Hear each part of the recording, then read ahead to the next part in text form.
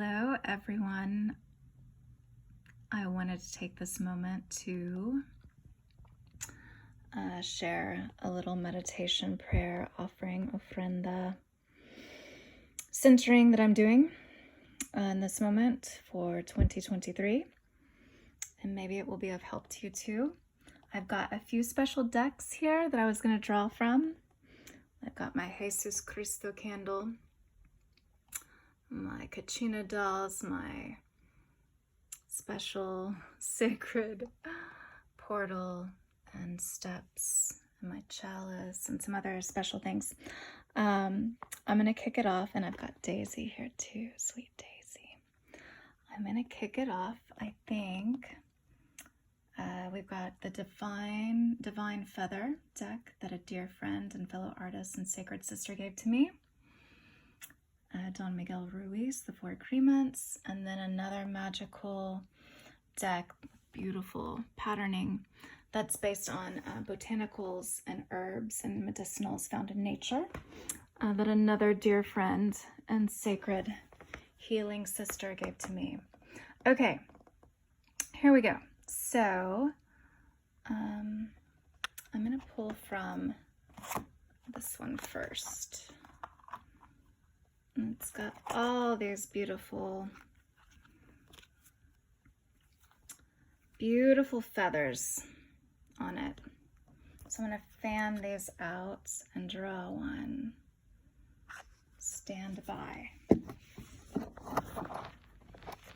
here we go. So many pretty ones. I don't really want to see them. I think I'm going to go with this one. Let's see, what do we have here? I like the black and white, it's very native. The Finch, new opportunities and choices are opening to you now. Claim them. Yes, new opportunities and choices opening to us in 2023. We must claim them. We must claim them. There's always ample opportunities near. We just have to have eyes to see. And open hearts, ears to hear, and then hands to grab, or not even grab, just receive and then claim them. Let's read a little bit more about Finch. Medicine and our little pájaro guía, bird guide. So the Finch is a feather messenger who heralds the abundance of joyful opportunities. Native Americans refer to the Finch as the bird of happiness.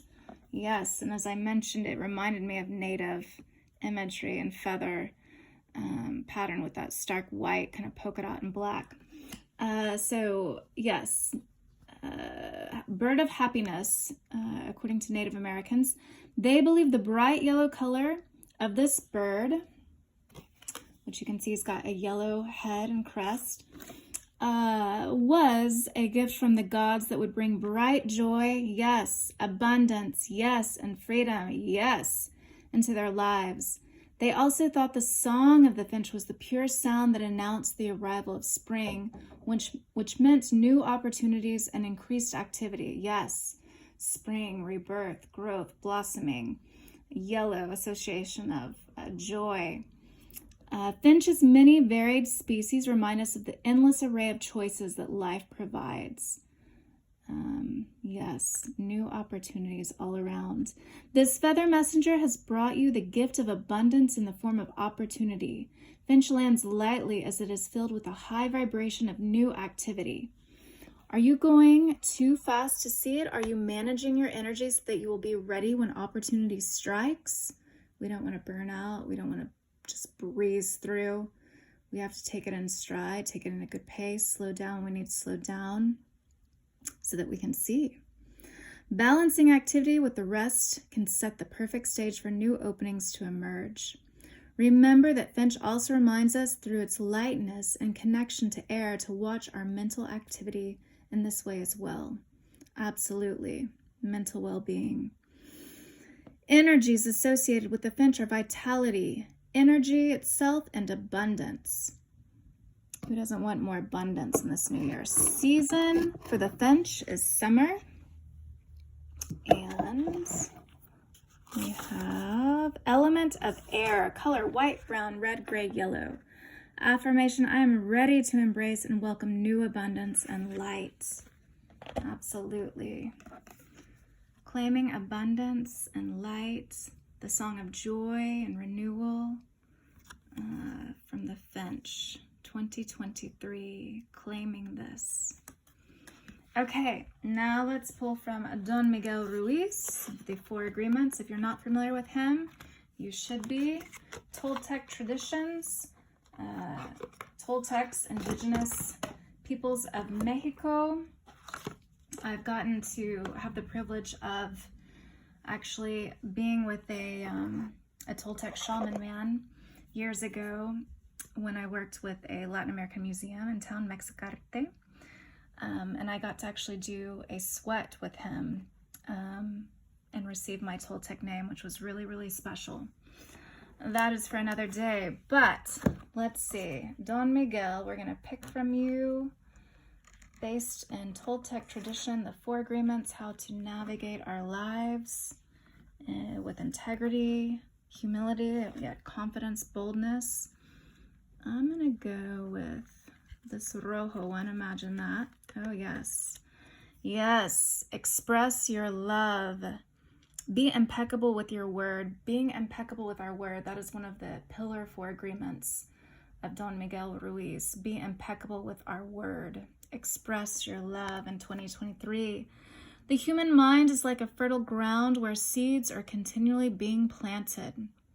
When you are impeccable with your word, your mind is no longer fertile ground for the words that come from fear. Your mind is only fertile for the words that come from love. Wow. Yeah, that resonates. When we are entangled in thoughts of fear, projections of fear, the what ifs, going ahead of ourselves instead of being in the present moment, that just creates more stress and unnecessary tension. So focusing on love, coming from love, reminding ourselves that we are love, we are enough. We don't have to prove ourselves in order to be loved. We simply are love, and we simply need just to be. Jesus tells us that as well. So coming from a seed of love in this year of 2023, speaking from our heart, expressing our love, expressing our heart, that's always one of my sacred, I think, desires to live from, is expressing my heart, not to be afraid to express my heart, to express myself. And our hearts, you know, we have light and dark, we have wounds, we have beauty and blossoming.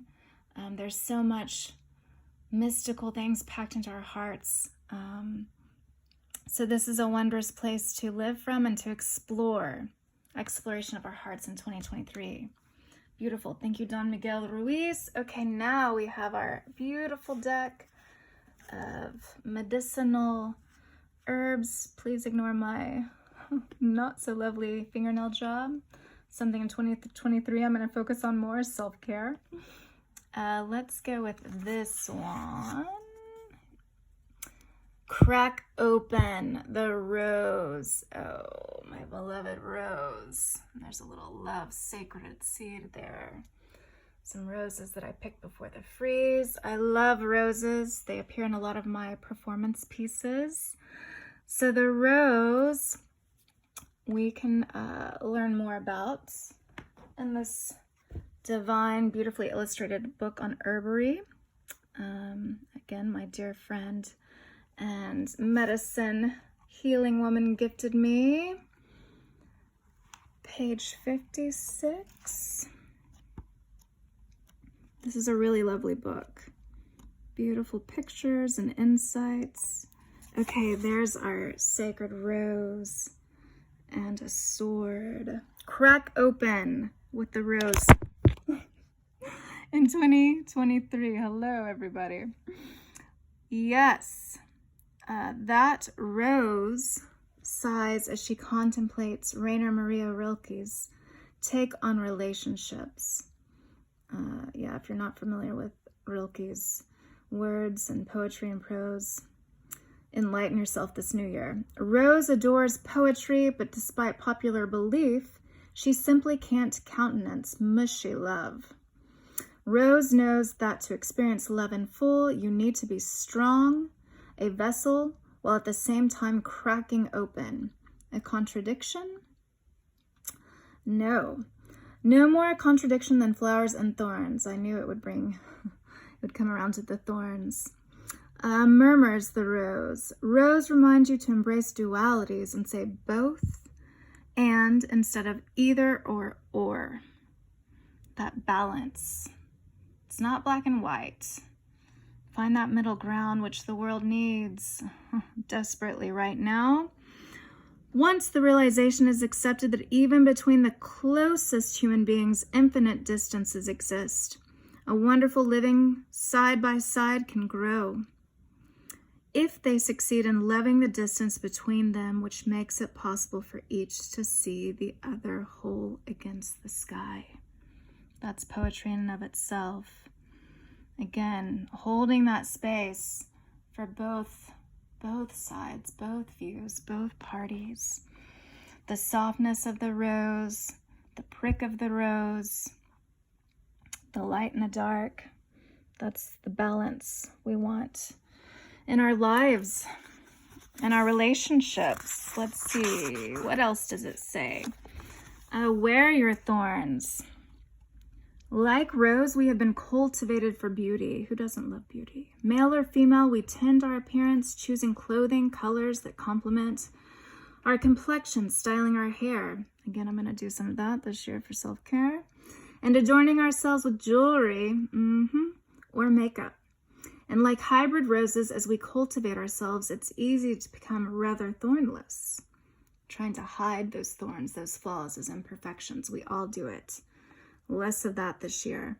Add a layer of thorns to your primping by incorporating a symbol of protection into your attire. Maybe it's a color that acts as a warning. In nature, bright red and black, Bandita colors, are warning colors. Think black leather jacket and a red scarf and red lips. Ooh la la. And on that note, I love colors. As you all know, Bandita loves red and black.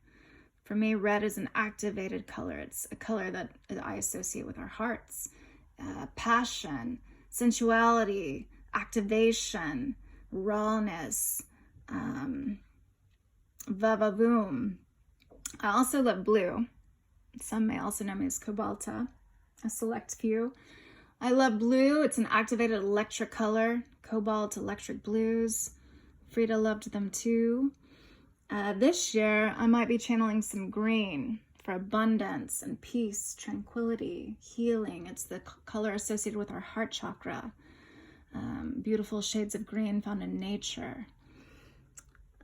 So yes, color exploration, I love. So back to the literature here. Maybe it's protective jewelry. I can get down with that.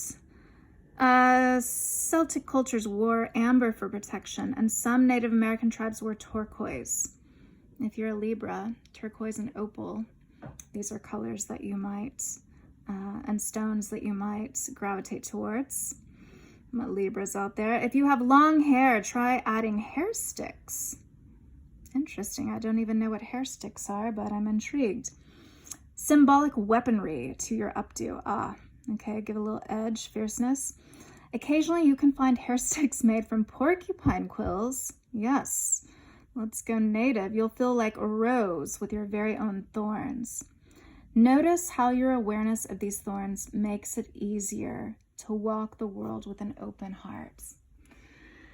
Oh, yes. Again, not hiding those prickly parts of ourselves or what we consider negative or imperfect. That only makes us human and unique, and it gives us grace. And when we can give ourselves grace, we can give each other grace. And again, the world needs more of that. God gives us grace every day without us, again, working for it, performing for it, achieving it. We just are, and we get to receive, and that's a blessing.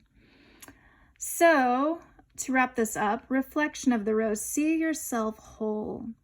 Often we're much better at loving others than we are at loving ourselves. Amen. I hear that, as my dear friend Pumpkin says. The reason for this, according to the rose, we're too close to ourselves and so are constantly examining our own minutiae. How to break the habit? Look at the big picture. Oh my goodness, I just have to share something.